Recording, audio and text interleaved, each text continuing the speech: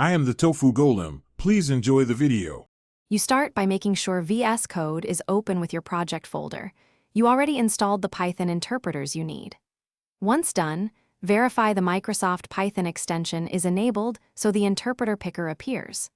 Then open the command palette with Ctrl+Shift+P or CMD+Shift+P and type Python. Select Interpreter to begin.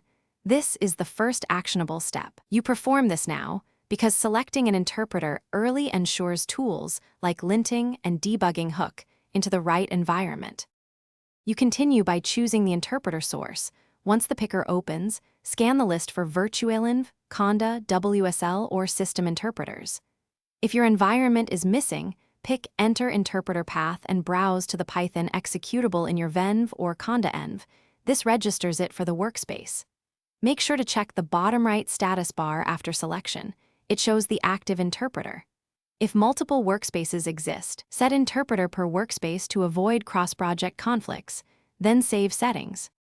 You finish by confirming the active interpreter in the status bar and running a simple script or print sys. Executable to verify the path. This proves tools use the chosen environment. Once done, reload the window or restart VS Code if linting or debugging still point to the old interpreter. If problems persist, make sure the interpreter is on path, the Virtualenv is valid, and check the Python extension output for errors. This single troubleshooting tip typically reveals activation or path misconfigurations. Thanks for watching. Consider subscribing if we helped you today.